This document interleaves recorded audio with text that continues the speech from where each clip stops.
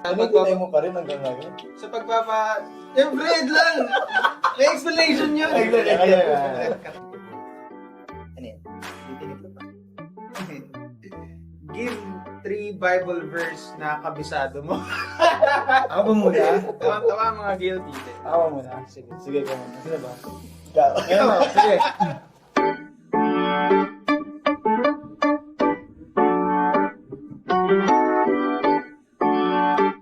Hi, I'm James. Hi, my name is Marlon. Hi, I'm Jabez. And welcome to Walk the Talk at Jubilee in Christ Christian Church. Sabay din. Pupunta tayo ng mga question dito. Then, Tama. sasagutin lang natin yung mga question dito. At least mga 4 question na. Right? Yun, sige. Kaya start na tayo. First question. Good luck. Good luck. Edit mo yun ah. Pagkalaman kaya? First question natin ay, bukod sa Panginoon, sino ang hinahangaan mong Bible character? Ikaw, James. Ako muna. Sa akin si Joseph Rodriguez. Bakit? Ang ganda ng parang kasi nung bata pa ako, ayun yung parang una kong nalaman na story. Tapos hanggang ngayon, ang ganda ng kwento, kung binabasa ko kasi kahit na ganun nangyayari sa kanya sa past, mahal niya pa rin ng mga kapatid niya. Na Ikaw. Joseph. Ang una kong naisip si Paul, pero ang gusto kong i-share si Peter talaga. Kasi katulad ni Peter. Talaga ni Peter. Oo, syempre. Lagi kong naiisip kasi despite sa past na nagawa niya sa ating Panginoon or sa alam naman natin yung nangyari kay Peter. Ngayon mas naging kagamit-gamit siya sa Panginoon and at binibigay niya talaga yung sarili. Committed siya sa paglilingkod sa Panginoon. Ako si Job. Favorite ko si Job.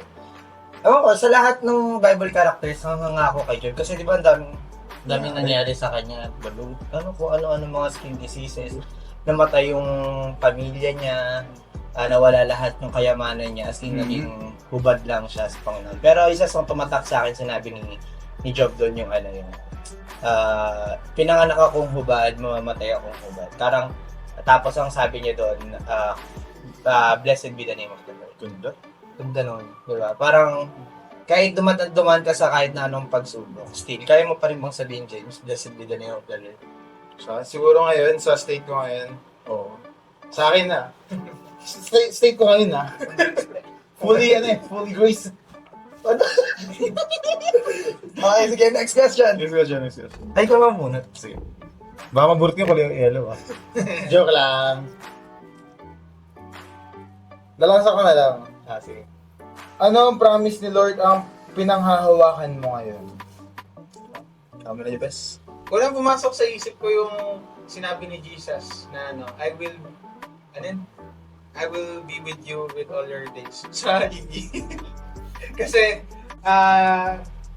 sa kasama sa goal, sa plan ng buhay ko, yung maging mas kagamit-gamit pa sa Panginoon na maibahagi yung magandang balita sa ibang tao. Akin siguro yung victory. Yung assurance of victory. 1 Corinthians 5:13 na hindi lang ako yung nagkakaroon ng pagsubok na gano'n At marami nakaka-experience. So, maaasahan ko yung Panginoon. Natutulungan niya ako doon na mapagtagumpayan yung mga pagsubok na yun. Kasi bilang paglalakad nating mga Kristiyano, hindi naman madali So, yun yung promise na pinangahawakan ko lagi na alam ko tutulungan ako ng Panginoon. Siyempre, kung kagagawan ko, di ba? Hindi naman ganun lang yun. At may consequence naman. Pero yung pagsubok na yun, yung mga temptation, yung mga nararanasan ko bilang isang Kristiyano, alam ko nandiyan yung Panginoon para ito. Sa akin naman, yung pinahawakan ko pangako yun sa Acts 16:31. Believe in the Lord Jesus Christ and you will be saved, you and your household. Ayun, parang, promise siya sa akin pati challenges din. Pero in sense na, sa promises, parang encouragement ng Panginoon Diyos sa akin na kapag mas naging seryoso ako, mas naging, parang foundation ko talaga yung Panginoon Diyos sa buhay ko. Tutulungan ako ng Panginoon na ma-share sa mga loved ones ko, hindi lang sa family, kundi sa relatives, friends, At sa mga kaibigan na mga malalapit, na medyo malayo sa Panginoon Diyos, nagamitan ako ng Panginoon Diyos dun sa, para ma-share yung Yun ba yung kwento nung ano, yung card? Malapit doon. Malapit Sa- ba yun? Oo. Oo, di ba yung sinabi? Yung Parang ano. nung natakot siya papatay niya na sana yung sarili niya. Pero pinigilan siya ni Paul. Oo, Oo. pinagilan siya ni Paul. And hindi lang yun. Sabi ni Paul, maliligtas yung pamilya mo. You and your you and your household. Amen. Amen. Pagbulat ka. Siguro. Ano yun? Ditinig ko pa. Give 3 Bible verse na kabisado mo. Ako ba muna? Tama mga guilty. Ako muna. Sige, ikaw muna. Sino ba? Ikaw. Ngayon mo, sige. Sa akin, Isaiah 53:6. Tayong lahat ay parang tupang naligaw, bawat isa sa atin ay gumawa ng nais natin gawin. Pero siya ang pinarusahan ng Panginoon na dapat ang parusahan para sa atin. Isaiah 53:6. Ako, 1 John 5:11 to 12. Malak ko dyan, malak ko dyan. At ito ang patotoo ng Panginoon. Ang sino mang nasa ito ang patotoo ng Panginoon. Bigyan niya tayo ng buhay na walang hanggan. At ang buhay na ito ay nasa kanyang anak. Sino mang nasa kanya ang anak ng Panginoon ay buhay na walang hanggan. Ngunit ang wala sa kanya, ang anak ng Panginoon ay walang hanggan. Go! Pass? Siyempre, ating favorite. John 3:16 yan. Bakit? Bakit? Tagalog dapat, Tagalog. Juan 3, versikulo Yun no. 16. Oo.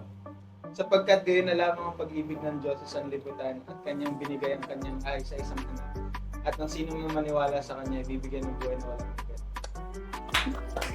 Favorite verse na lahat ng Kristiyano yun ha. Ano? Sa akin, John 16:24.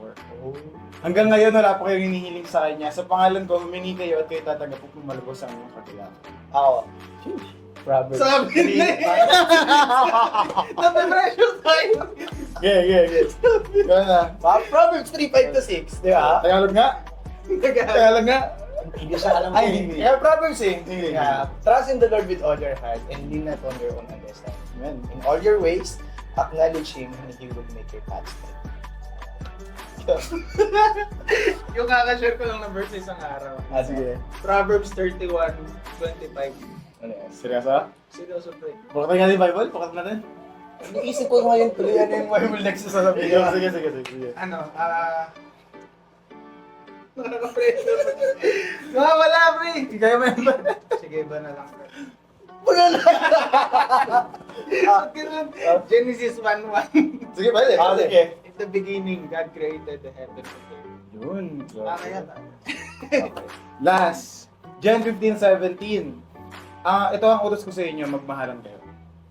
Basic. Basic ba? John 1:1. The beginning was the Word, and the Word was God, and the Word was God. Amen. Last na yan. sa topic. Congrats! John 14:6. I am the way, the truth, and the life. Oh. No one comes to the Father Tama. except through. Congrats! Okay, ako na ulit. Hindi ka ulit. Last. Marami. Dami naman yun nga. Laki naman na ito. Anong favorite Bible verse mo and bakit? Sige, gusto mo muna. Uy, ako na. Ano? Philippians 3:10. Ano, yung sinabi ni Paul na mas gusto niya pang makilala ang Panginoon. Kasi yun yun to. Bakit? Grabe. Sa akin mo yung verse ah. Hindi, bilang lingkod ng Panginoon, syempre, hindi mawawala dyan yung ating, yung mga struggle, frustration ko. Pero higit sa lahat ng ginagawa ko, as much as possible, is nagagawa ko ito para sa Panginoong Jesus. Ayun, na gusto kong mag-improve pa day by day, maging better, maging kagamit-gamit, or kung parang sa normal na araw na mag-isa lang, maging tapat sa Panginoon. Sa akin, favorite verse dito. John 10:10 sa akin. Maganda kasi ng message yun para sa akin. Dumarating ang magnanakaw para magnakaw, pumatay at mga wasak. Ngunit dumating ako sa Jesus na upang bigyan tayo ng buhay na ganap. So yun, bilang nabuhay ako dito sa mundo, may mga struggles talaga. May mga sa Satanas, mundo, sarili natin na handang kasi gusto kong mag-pray, nandiyan yung flesh. Gusto kong magbasa ng Bible, nandiyan yung flesh. Nandiyan yung distraction. So, parang kung gusto ko ng spiritual things sa Panginoon Diyos, gusto kong makilala yung Panginoon Diyos, pero nandiyan lagi yung mga kaaway natin. Pero, may hope eh.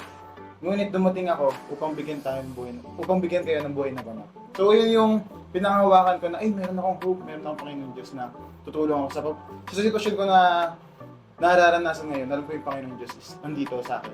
Yun. Ako, alam niya naman. Palagi kong binabanggit at buwang bibig ko, Colossians 3:23. Whatever you do, work at it with all your heart as working for the Lord, not to human master. Kasi, yun yung yun yung nagpa-realize sa akin na kung ba't minsan napapagod ako.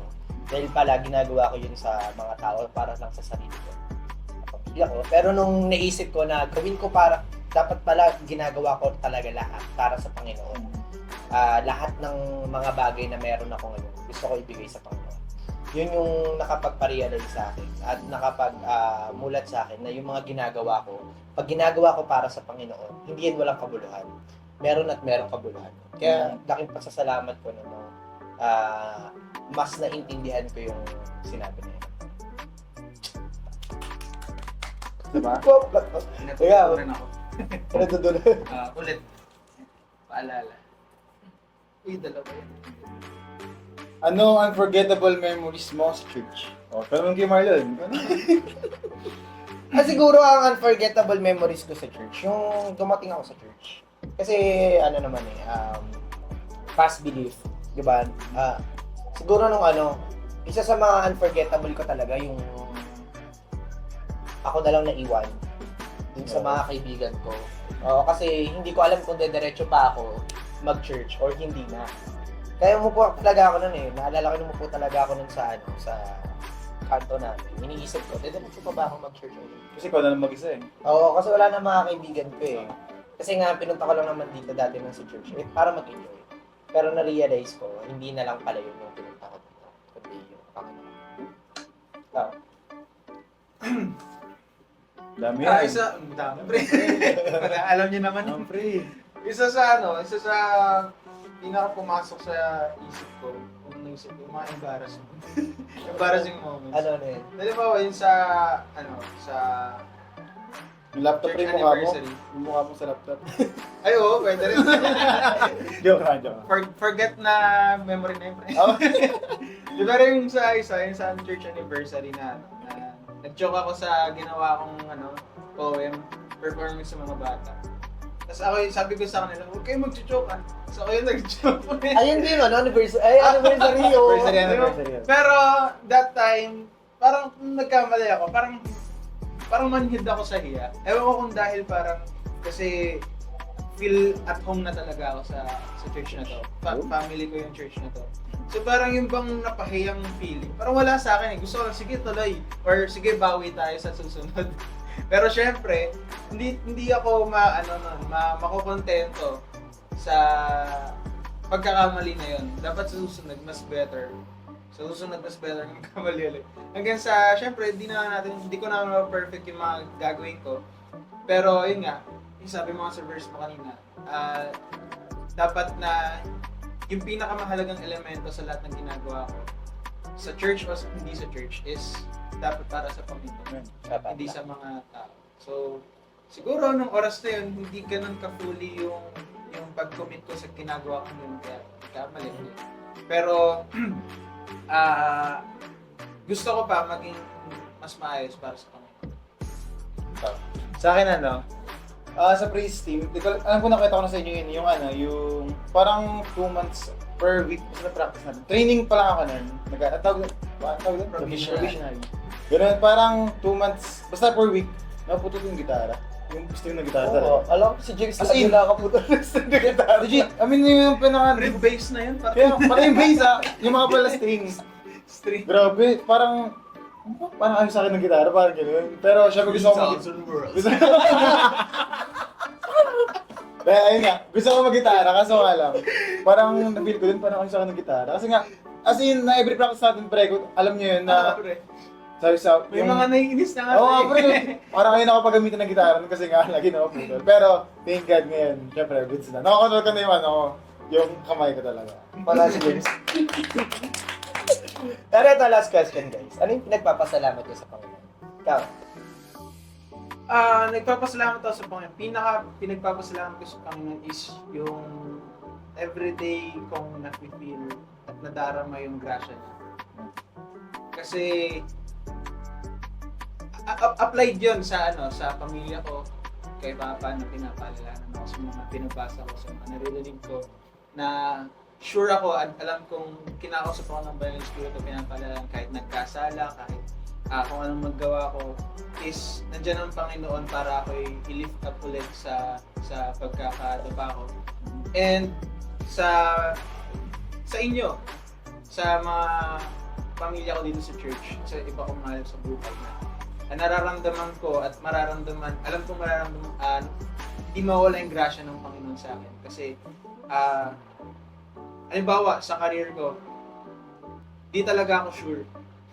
Wala akong parang direct goal na gusto ko, ano bang gusto kong gawin? Pero umaasa lang ako sa pag-asa ko sa Panginoon, sa grasya niya. So, ayun, pinagpapasalamat. Ikaw. Sa akin naman, papasalamat ako sa Panginoon Diyos sa, ayun, medyo simpleng kay Jabez na sa araw-araw kong pamumuhay is, feel ko talaga yung presence ng Panginoon Diyos. And yung naramdaman ko talaga sa araw-araw yung buhay na walang hanggan na binigay niya sa akin. Ayun, sa Banal na Espiritu, lalo na sa pag-devotion ko kapag, ayun, kasi nga yung flesh minsan talaga, daming distraction, daming gulo, pero binibigyan ako ng power ng Panginoon Diyos para magawa yung gusto. Para pagtagumpayan ko yung mga gusto ng Panginoon sa buhay. Ayun. Ako kung paano ako i-sustain ng Panginoon. Kasi may mga times na talagang hindi lang financially, emotionally, mentally, spiritually. Yung kalakasan na sinusustain ako ng Panginoon every time na ano mang mangyari sa akin, alam ko na dyan yung Panginoon, sinusustain ako. Alam ko na dyan yung Panginoon, ginagamit ako. And even dito, isa sa mga pinagpapasalamat ko sa Panginoon, yung church, kayo, yung mga hinahandle ko din mga kabataan. Dahil alam kong ginagamit ako ng Panginoon. Kaya, isasalaga yun sa malaking pasasalamat. At isa sa mga malaking pasasalamat is yung nakilala ko yung Panginoon. Kaya kayo, smooth. Kaya guys, ano yung pinagpapasalamat niyo sa Panginoon? So, comment down below kung ano yung mga pinagpapasalamat niyo sa Panginoon. Kaya maraming salamat sa panonood at pagsama sa aming kwentuhan. At huwag niyong kakalimutan na mag-follow and mag-subscribe sa aming social media pages for YouTube and Facebook at Jubilee in Christ Christian Church. And for TikTok, follow jubilee.in.christ for more updates sa aming multimedia and sa ating church. Ayan.